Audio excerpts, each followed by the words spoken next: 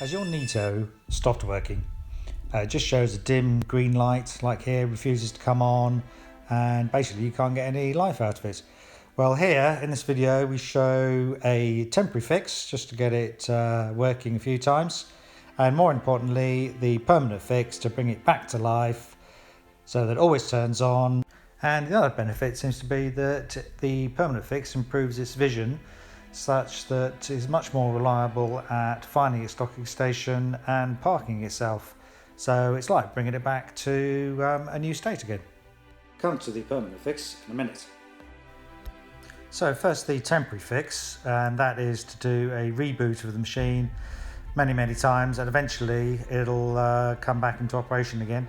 So here we press the power button. Keep pressing it, it'll go through several reboot sessions. Every 10 seconds or so it tries to reboot, and you have to hold it down for quite a long time, and maybe after the 20th reboot it'll start up. Combination of resetting and pressing the menu button eventually brings it back, but it does take quite a while to actually do it. But eventually we got there, and now it's going through a charging sequence of the red light flashing. So that's how to bring your Neato back to life. The problem seems to reoccur even after having fully recharged the batteries and then gone through the menus to activate a shutdown. And a day later, try and start up again, still nothing on the display and just these dim green lights, as if the batteries have become flattened even though the device was shut down. Some sort of weird hardware fault, because when I eventually got it to come back on, it now says the batteries are fully charged. The continuous reboot method of trying to bring your Neato back to life is really only a temporary solution, and the permanent solution is to dismantle the unit, and apparently it's one of the capacitors, C10, 100 microfarad, 25 volt, that needs changing on the main board. So we shall now do that. See here, despite rebooting it lots of times previously, get it come back to life, leave it on charge, eventually goes back to the stuck mode with very dim green lights. So we need a permanent solution. And to dismantle it, we need to unscrew most of the screws that you see. So remove these screws for the batteries, disconnect the batteries.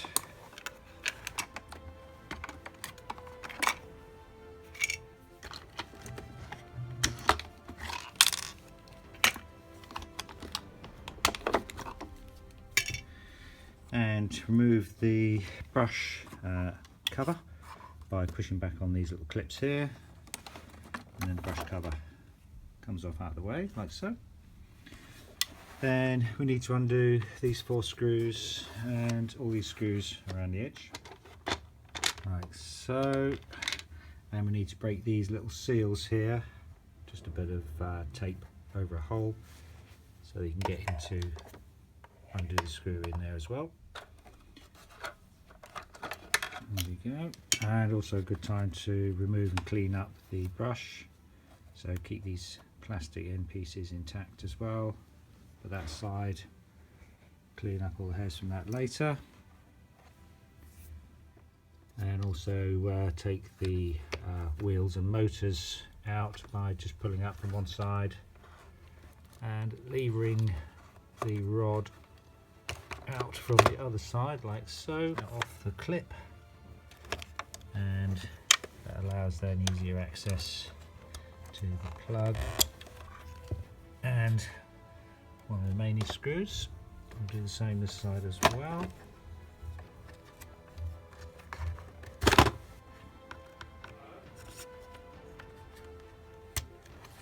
Seal the motor off.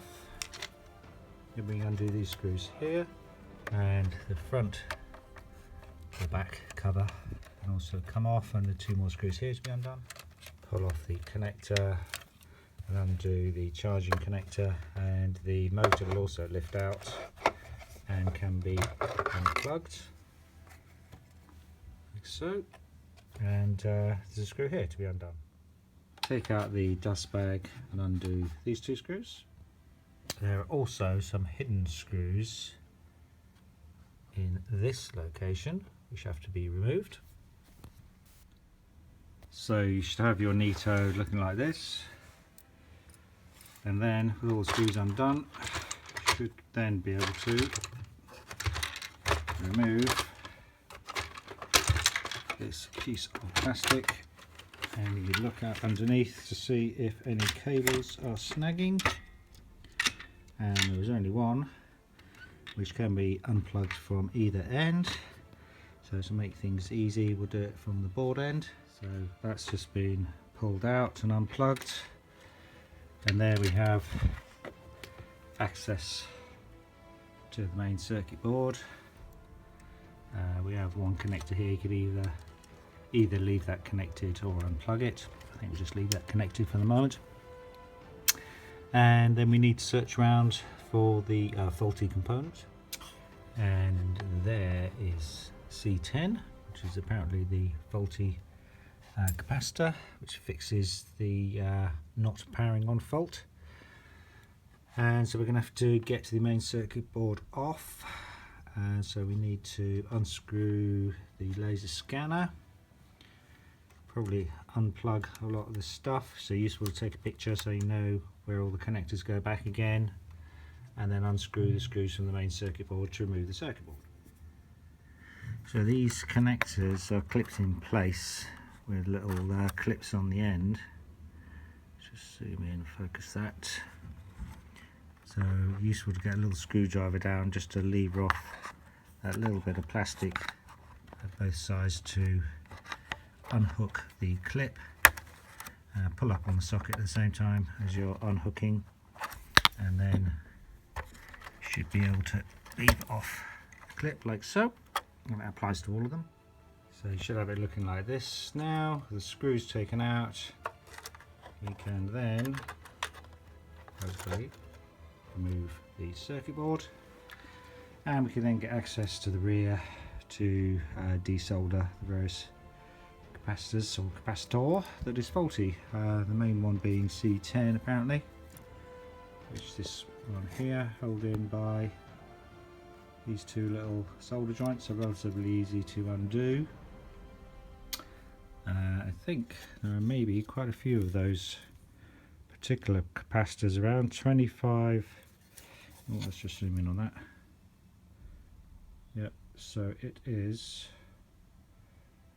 100 microfarads, 25 volts, and I suspect there's probably quite a few of these. Yep, all these other capacitors are all the same value, so it might be a good idea to actually replace all of them, because if one of them has gone faulty, presumably by leaking too much, then I suspect they probably have all started to malfunction in a similar way. So there are 1, 2, 3, 4, 5, 6, 7 of these capacitors on the board. So what I will do, I believe, is I'll order some more capacitors from the internet, and we will replace the whole lot. Right, time to change the capacitors. Here is the main circuit board from the Neato. Here are a pack of 10 100 microfarad 25 volt capacitors bought from the internet. Would you believe £1.50 UK pounds and pence, amazingly cheap, including the postage, which is what's that, a couple of dollars or something, dirt cheap. So now we have to desolder and remove these capacitors. As I said, it's only mainly the C10 capacitor, which is this one here. There's the one that really needs changing, but since they're all the same type, then, and since the capacitors are so cheap and my time is fairly cheap because I'm doing it for myself, then I'm going to change all the capacitors in case they're all causing particular faults. And the only other fault that I know about is sometimes the Neato has problems getting back to its docking station, so maybe that'll improve that as well. So we need a soldering iron, and I've got this nice little soldering iron here, okay, and got from eBay, with a nice fine tip on it, bit of water on your sponge, and we also do with, if I can find it, the desoldering tool. Here we go, one of these. So it's basically a suction tool. Pump it down and line it up on the solder joint, press the button, After the solder's heated up, it then sucks off the solder hopefully, so we'll try and suck off as much of the solder as possible from the little solder blobs underneath, you can see there. And then, because there's only 2 contacts, hopefully with a little bit of heating, we can pull out the capacitor without damaging the circuit board too much. I'm not sure how many layers are on this circuit board, but we'll try and do it as carefully as possible. Okay, so we've got the soldering iron heated up. So now we'll try and get in position. Hopefully this comes out in the video okay. Oh, I need to wet the end of the soldering iron with a little bit of solder first so that it manages to connect to the solder that's on there.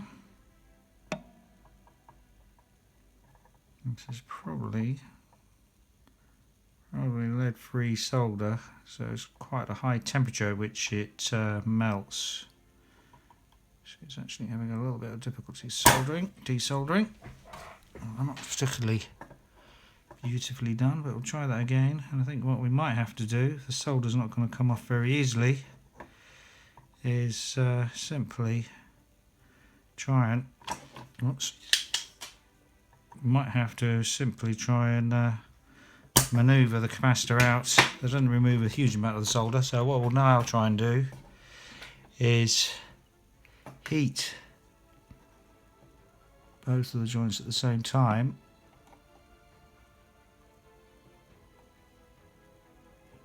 And try and wiggle the capacitor out. Solder is not melting very easily. So as I say, it must be quite a high temperature solder.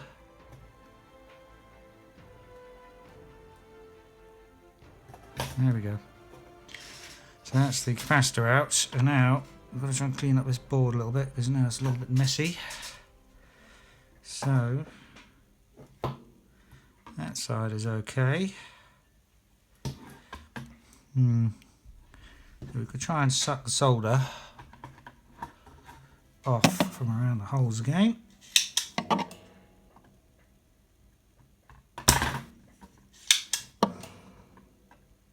Sometimes it's best to have the soldering iron on one side of the board and then suck it from the other side of the board. Just see how this goes first of all. Not particularly pretty, that.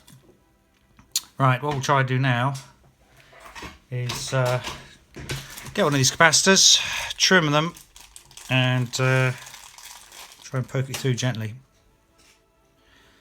So we trim the capacitor with a pair of side cutters. And we need to take note of which way the capacitor goes round. So you see here on the board, it's got a little plus symbol, which means, and also the capacitor, we've got a little negative symbol, which means this lead is negative and this side is positive. So the positive side we need to put next to the positive symbol. And we'll just line that up on the holes and then apply our soldering iron to the other side while we try and wiggle the component in.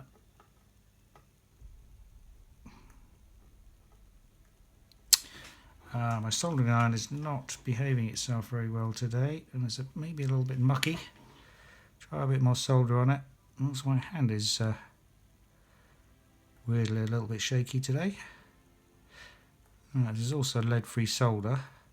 Sometimes leaded solder actually flows a little bit better. Maybe I should try that. There we go. Yeah, I think on the next job we'll try the leaded solder, which I have somewhere, because it melts at lower temperature. Whereas this stuff, even though supposedly I've got a temperature of over 400 degrees centigrade, is quite difficult to get it to flow nicely when you're on a circuit board, because possibly there was a lot of metal inside maybe one of the layers on the board, which is dissipating all the heat. So we actually ended up with a little bit of mess. So now we've got some leaded solder. So we'll just add a little bit of leaded solder, which you can see melts a lot easier. And hasn't actually now sucked up all of that rubbish solder that's around it. Let's add a little bit more solder to make sure it flows down into the joint. Well, a little bit too much solder, but it's now quite a reasonable joint. And then we'll just trim off the top of the leads again. Probably got far too much solder there, but that's not too bad.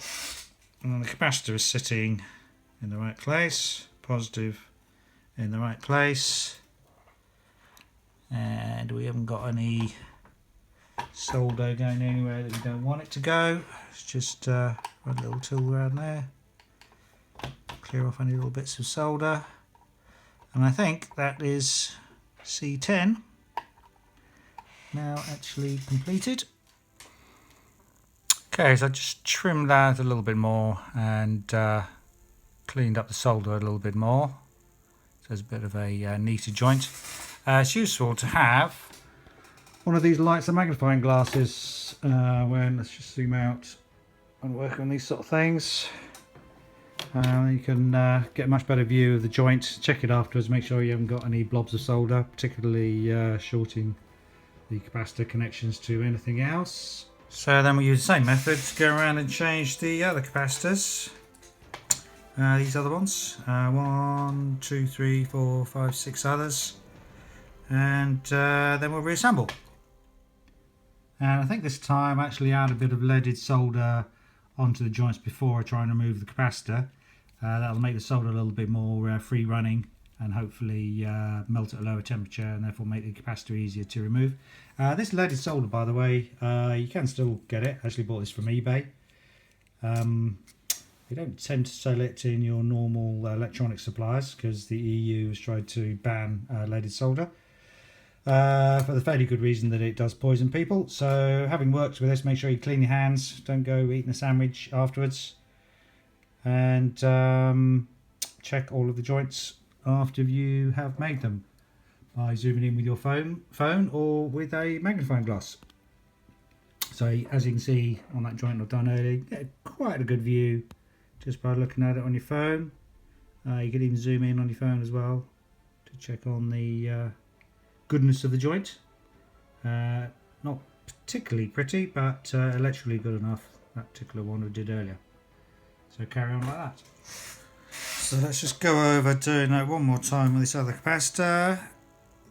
Easiest way of doing it, we add a bit of leaded solder, blob it over the two connections, and then you can find that easier to get the heat onto both of the leads. And then from underneath you grab it with your fingers and try and wiggle it, pull it away from the board without applying too much pressure so it doesn't damage the board, lift off the pads, and then hey presto, you've lifted off the capacitor from underneath. And then we can just clean up the excess solder we put on this side of the board with our solder sucker.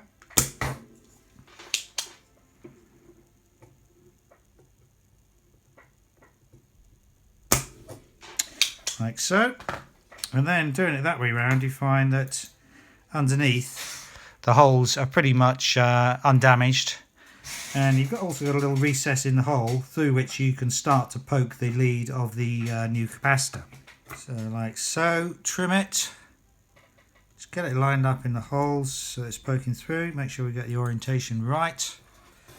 Keep pressing with your finger while you turn over, and then again get a little bit of excess solder which we can clean up later onto your soldering iron. Try and get the soldering iron across both of the connections, and see now the leads have popped up through, and then we can clean up the solder, cut the leads, and add a bit more solder. So we'll just trim off the leads, I think first this time rather than at the end. We'll just try and clean up those joints with a little bit of leaded solder, flux cord leaded solder. And I think those are good enough. A little bit too much solder on one of them, but not too bad. A little bit short of solder, so we'll just add a little bit more onto that one. Let it soak in a little bit, like so. So that is all the capacitors changed. All 7 of them. And the joints are not looking too bad. Just have a cursory glance over all the other joints, particularly around connectors, looking for any cracks around the solder joints, of which there aren't any. So everything looks okay. So now we'll just reassemble it back into our Neato vacuum cleaner and see if we can get it to work correctly. So that's the board back in the chassis. These are the connectors, all go in pretty obvious places. They're all unique sizes. They'll only fit in one place, so you don't need to worry about plugging it in the wrong way around or in the wrong socket. These two empty ones are for the connectors that go from the top half, and these are the screws back in place that holds the circuit board in place. There's one under there as well. And then need to remount the laser scanner by putting in the 4 screws that hold that in place. Make sure the screw holes line up and that the cables aren't trapped. And then it's time to assemble the top case. So you'll probably find these little bits of plastic have fallen out all over the place. There's 4 of them, and make sure that they slot back into their little holes like that, so that they press on the spring-loaded switch. 1, 2, 3 and 4. These springs should be lined up in the holes. This little bit of plastic, best you can fit that later, but probably best to line that up there. Then we have to bring the top around, get these connectors to line up. I think we're going to have to lay it on top, and I'll do this one-handed. Basically put this connector into place over here. Again, that should only go one way around.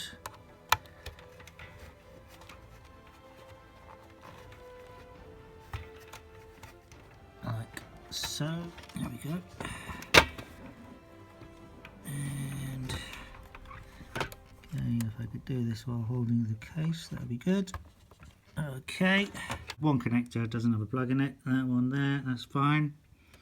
And then just need to refit the case and start refitting screws to hold it in place. So the case should fit snugly with its other half, like so. If it doesn't, take it off and see what's trapping it. Maybe some wires are in the wrong place. And check all these micro stitches still work with those little loose bits of plastic, so it should click as you push side and front on both sides, which it does. And easily forgotten about, there's 4 screws that need to go in these little recesses here, so don't forget about those. Okay, that's some of the screws fitted. Long ones in here, short one there, long ones all the way around here. I haven't screwed those in yet, obviously. Don't forget these 2 down these holes here, here, and then refit the motor, the fan motor that is. Don't forget this piece of rubber that needs to go into this little slot here to provide a good airtight seal. Basically, I'm doing this one-handed, like so. These are on studs. Then the connector for the motor plugs down into here, which maybe we should have done before fitting the fan motor, but I think we can sneak that in afterwards. Alright, next we fit the wheel motors. So look which way around it goes. So this little hook on the bottom has to connect to the spring that's in here, and we'll plug it in first before we do that. And the spring hooks onto that plastic like so, and the motor has to slot in this position here. So, but we also need to get in the metal bar, goes in here.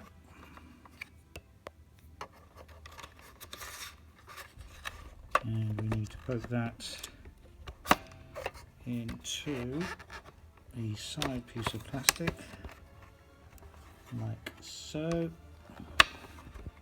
I need to make sure it's in position a bit better. There we go. So now the motor and the wheel goes up and down, hinged on the metal rod, all plugged in, and the spring gives it a bit of spring loading. So you just need to do the same on the other side and refit the brush cover as well. So that's the other one fitted. Then just tuck away this cable inside the little clip there, and that one as well. Okay, and I'll move nice and smoothly. Now that one activates the micro switch, as you can hear it clicking.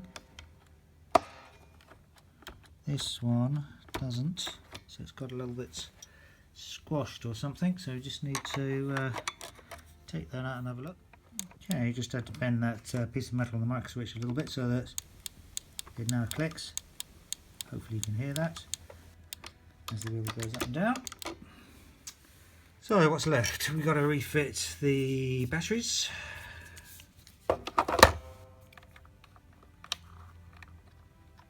With the covers, and what else? The fan cover is going to go on, battery covers, dust cover, and then we'll give it a try. Right, that's the unit all reassembled again, and as soon as I connected the batteries, it started going back to life for a display on the screen, which is a good start. I went into the support menu and shut it down, so let's just see if it comes back on again.